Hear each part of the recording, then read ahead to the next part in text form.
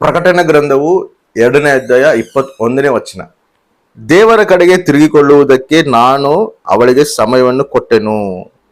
ಪ್ರತಿ ಒಬ್ಬ ಮಾನವನಿಗೆ ಪಶ್ಚಾತ್ತಾಪ ಪಡೋದಕ್ಕೆ, ದೇವರ ಕಡೆ ತಿರುಗೋಕೆ ದೇವರು ಸಮಯ ಕೊಡ್ತಾರ. ಕೆಲವೊಬ್ರು ಏನ್ ಮಾಡ್ತಾರಂದ್ರೆ, ನಾನ್ ಮಾಡ್ತಿರೋ ತಪ್ಪೇ, ನಾನು ದೇವ್ರ ವಿರುದ್ಧವಾಗಿ ನಡ್ಕೊಂತಿದ್ದೀನಿ ಅಂತ ಹೇಳಿ ಅರ್ಥ ಮಾಡಿಕೊಂಡು ಪಶ್ಚಾತ್ತಾಪ ಪಟ್ಟು ದೇವ್ರ ಕಡೆ ತಿರುಗ್ತಾರ.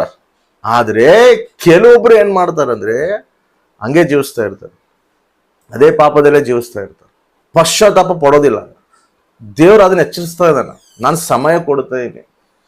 ಎಂತ ಪಾಪಿ ಆದ್ರೂ ಕೂಡ ದೇವ್ರ ಸಮಯ ಕೊಡ್ತಾನೆ. ಪಶ್ಚಾತ್ತಾಪ ಪಡ್ಬೇಕಂತಾನೆ ದೇವ್ರು ಇಷ್ಟಪಡ್ತಾನೆ.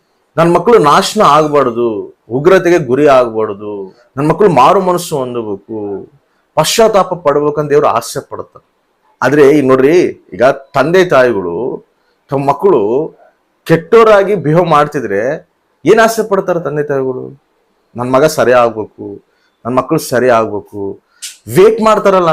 ಎಷ್ಟು ಓರ್ಪಲಿದ್ದ ಸಹನಲಿದ್ದ ನನ್ನ ಮಕ್ಕಳು ಚೇಂಜ್ ಆಗ್ಬೇಕಂತ ಹೇಳಿ ಒಂದು ತಂದೆ ತಾಯಿ ಬಯಸ್ತಿರುವಾಗ, ನಮ್ಮನ್ನು ಸೃಷ್ಟಿ ಮಾಡುವಂತ ಸೃಷ್ಟಿಕರ್ತನಾದ ದೇವರು ತಾನು ಕೂಡ ಅದೇ ರೀತಿ ಬಯಸ್ತಾನಲ್ಲ.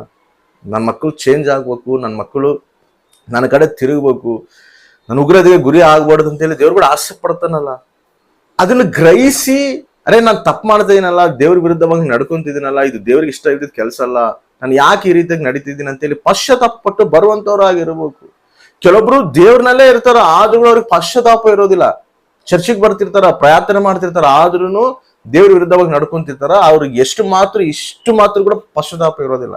ಯಾವಾಗೋ ಟೈಮ್ ಆದ್ಮೇಲೆ ಪಶ್ಚಾತ್ತಾಪ ಪಡೋದಲ್ಲ. ಇಸ್ಕರತ್ ಯೋಧ ಕೂಡ ಯೇಸು ಸ್ವಾಮಿ ಪಕ್ಕದಲ್ಲೇ ಇರ್ತಾನ, ಯೇಸು ಸ್ವಾಮಿ ಜೊತೆಗೆ ಇರ್ತಾನ, ಯೇಸು ಸ್ವಾಮಿ ಜೊತೆಗೆ ಇದ್ದು ಸೇವೆ ಮಾಡ್ತಾನ. ಆದ್ರೆ ಪಶ್ಚಾತ್ತಾಪ ಯಾವಾಗ ಪಡ್ತಾನ? ಎಲ್ಲ ಟೈಮ್ ಆದ್ಮೇಲೆ.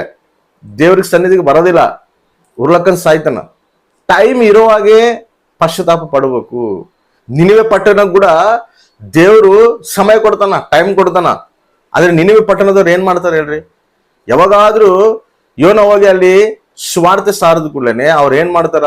ಆ ದೇವ್ರ ವಾಕ್ಯನ ಕೇಳಿ, ದೇವ್ರ ಮಾತಿನ ಕೇಳಿ ಅವರೆಲ್ಲರೂ ಪಶ್ಚಾತ್ತಾಪ ಪಡ್ತಾರ.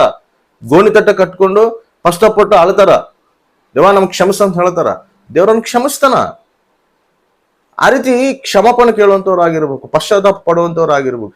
ಯಾವ್ದಕ್ಕಾದ್ರೂ ನಾವು ಲೇಟ್ ಮಾಡ್ಬೋದು, ಯಾವ್ದಕ್ಕಾದ್ರೂ ನಾವು ಆಲಸ್ಯ ಮಾಡಬಹುದು. ಆದ್ರೆ ಪಶ್ಚಾತ್ತಾಪ ಪಟ್ಟು ದೇವ್ರ ಹತ್ರ ಬರಕ್ಕೆ ನಾವು ಆಲಸ್ಯ ಮಾಡಬಾರ್ದು. ಯಾಕಂದ್ರೆ ಸಮಯ ಏನಾಗ್ತದೋ, ನಾಳೆ ಏನಾಗ್ತದೋ ನಮಗೆ ಗೊತ್ತಿಲ್ಲ. ಯಾವಾಗ ನಾವು ಇರ್ತೀವೋ, ಯಾವಾಗ ಇರೋದಿಲ್ಲೋ ನಮಗೆ ಗೊತ್ತಿಲ್ಲ. ಗ್ರಹಿಸಿ ಸಮಯ ಇರುವಾಗನೇ ಸದ್ಗುಣ ಮಾಡಿಕೊಂಡು, ದೇವ ನಾನು ತಪ್ಪು ಮಾಡ್ತಿದ್ದೀನಿ, ಇವಾಗ ನಾನು ನಿನ್ನ ವಿರುದ್ಧವಾಗಿ ಪಾಪ ಮಾಡ್ತಿದ್ದೀನಿ, ನನಗೆ ಕ್ಷಮಿಸಪ್ಪ ಅಂತೇಳಿ ದೇವ್ರ ಸನ್ನಿಧಿನಲ್ಲಿ ಪಶ್ಚಾತ್ತಾಪ ಪಟ್ಟು ಕಣ್ಣೀರ್ಲಿದ್ದ ದೇವರಿಗೆ ನಾವು ಮೊರೆ ಹೋಗ್ಬೇಕು. ಕಷ್ಟವಾಗಿ ದೇವ್ರಿಗೆ ಕ್ಷಮಿಸ್ತಾನೆ. ಇಲ್ಲಾಂದ್ರೆ ಅದೇ ರೀತಿಯಲ್ಲಿ ದೂರ ಹೋದ್ರೆ ಅದು ಎಷ್ಟು ಉಗ್ರತವಾದ ಶಿಕ್ಷೆ ಬರ್ತದಂದ್ರೆ, ಎಬ್ರಿ ಪತ್ರಿಕೆದಾಗ ಹೇಳ್ತಾನೆ.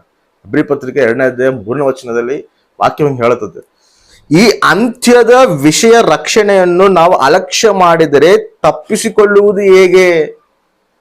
ರಕ್ಷಣೆಯನ್ನು ನಾವು ಅಲಕ್ಷ್ಯ ಮಾಡಿದರೆ ಹೆಂಗ್ ತಪ್ಪಿಸ್ಕೊಂತಿ ಅಂತ ಹೇಳ್ತಾನ.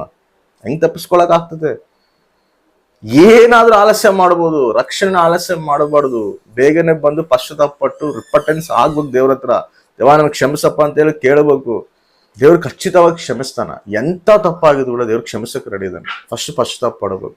ಏನೇ ತಪ್ಪಿಲ್ಲ ದೇವ್ರ ಹತ್ರ ಕೇಳಿ, ದೇವಾ ನಾನು ನಿನ್ ಸರೆಂಡರ್ ಆಗ್ತಾ ಇದೀನಪ್ಪ, ನನ್ನಲ್ಲಿರೋ ಪಾಪ ಎಲ್ಲ ತೊಳಿ, ಮತ್ತೊಂದ್ಸರಿ ನಿನ್ ಸಿಲ್ವರ್ ಆಗ್ತಿದ್ ನಾನು ತೊಳಿ ಸ್ವಾಮಿ, ನಾನು ನಿನಗೆ ಸಾಕ್ಷಿಯಾಗಿ ಜೀವಿಸ್ತೀನಿ ಅಂತ ಒಂದು ತೀರ್ಮಾನಗಳಿಗೆ ಪ್ರಾರ್ಥನೆ ಮಾಡೋದಾದ್ರೆ ಕಷ್ಟವಾಗಿ ದೇವ್ರಿಗೆ ಕ್ಷಮಿಸಿ ತನ್ನ ಕೈ ಹಿಡಿದು ನಮ್ಮನ್ನು ನಡೆಸ್ತಾನೆ. ಆ ಉಗ್ರತೆ ಗುರಿ ಆಗಿಲ್ದಂಗೆ ದೇವ್ರು ನಮ್ಮನ್ನು ಕಾಪಾಡ್ತಾನೆ. ಆಮೇನ್.